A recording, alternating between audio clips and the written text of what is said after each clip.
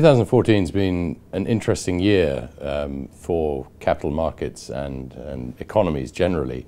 We seem to be moving into a new phase where the prospect of interest rate hikes in the US and the UK is now really on the agenda, or certainly something the markets are considering. And this has led to a change in leadership in markets. So of the Sustainable Future Funds, they've given back some of the outperformance from 2013. But nevertheless, we're very comfortable that longer-term prospects for our approach to investment are good. We aim to invest in companies which are more sustainable and are going to see better growth prospects longer term. So reasonably independent of prevailing economic conditions, these companies should continue to grow. So we have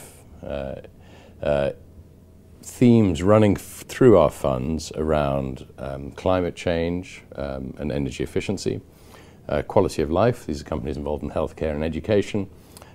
Sustainable consumption, which is really the idea that our economy is moving from a linear economy to one that is more circular in its use of materials and resources. And then the final theme is around resilience. So we look for companies which are benefiting from these four themes because it's going to drive future growth for these companies in the future. So although 2014, the performance of the funds, the equity funds, hasn't been particularly strong, the corporate bond fund has actually performed pretty well. Over the longer term, if you look over 3 and 5 years, the performance track record of our funds is generally very good. There are two particularly interesting themes I just wanted to talk about. The first is around where we get our energy from, where we get our electricity from. And I think this is we're at a very exciting point where the cost of generating electricity from photovoltaics is now competitive with that from conventional energy sources. And two regions which are particularly strong in terms of demand growth for this are the US and Japan. And we're seeing huge take-up in demand for photovoltaics and for solar electricity. And so we're looking for ways in which we can gain exposure to this trend within the portfolio. And one example there is of sun power, which we've added to the portfolio, to our global equity, Sustainable Future Global Equity Fund.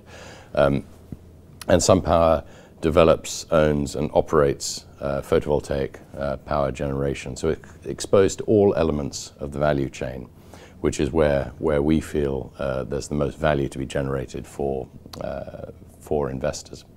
So that's the first theme that we've been playing. The second is around healthcare, and particularly the growth in healthcare in emerging markets and China. It's one of the first things that people spend their discretionary income on is improved healthcare. And one of the stocks, again, in the Global Equity Fund is Perkin-Elmer, which is a diagnostics testing company.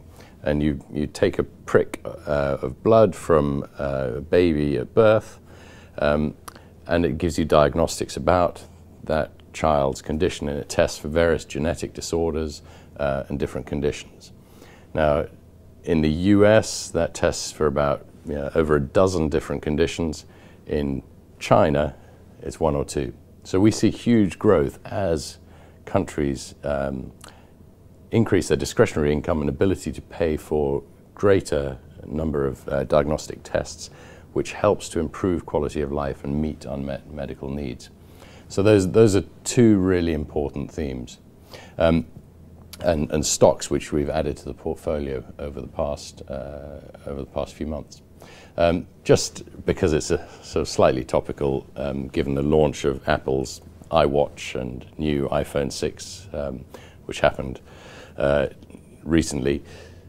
In the European fund, there's a long-term holding. It's not a new holding, but there's a long-term holding which we've had called Gemalto, which is involved in payment system, near-field devices, so that you can pay using your telephone and iWatch, as it were. So this is a company which we've held for a long time, has great growth prospects because it's helping to facilitate the way we transact. So again, that's another sort of interesting stock within the funds that is seeing strong growth in demand for its products because it's helping to improve the way that we live our lives.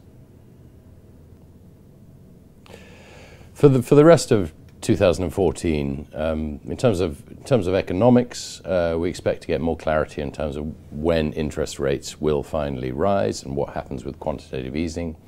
We will also see what action Europe is taking to stimulate demand within its economy too, and we are reasonably confident that these issues will be resolved positively over the next few years. So we haven't really changed the structure of our portfolios. We are quite constructive in terms of our views, in terms of what equities will deliver over the next year or 3 years. And overall, if we look at our balanced funds, our multi-asset funds, so the Sustainable Future Managed Fund and the other multi-asset funds, we are biased towards equities. We're overweight cash and we are underweight gilts and corporate bonds because we see those as offering the least attractive returns in the future. In terms of the challenge for the Sustainable Future range of funds and the team, the first is obvious. It's continuing to deliver strong investment returns by investing in more sustainable companies. And we have a well-developed process for doing that, and we are confident that we can continue to do that. The second challenge is to use our influence to best effect to improve the way that companies are run, to improve the way that companies operate. And this is something we take very seriously, and we're always looking for ways we can leverage the ownership of companies that we have through equities to best effect. And so we are focusing on a few areas. The first is human rights, particularly within supply chains. So within, the example is our work in Bangladesh with supply chains for clothing companies in Bangladesh. We're also looking at natural capital, so water, biodiversity, forestry, and how companies account for that so that they don't run out for it. Another really important aspect we're looking at is around responsible finance. And here we're hoping to work with an NGO called Global Witness to get financial organizations to address the issues of bribery and corruption, shell companies, anonymous shell companies, and to increase the amount of transparency that there is within the financial system. So those are 3 areas we're going to be working on for the rest of 2014 and into 2015, so that we can help or continue to help make capitalism work for society rather than the other way around.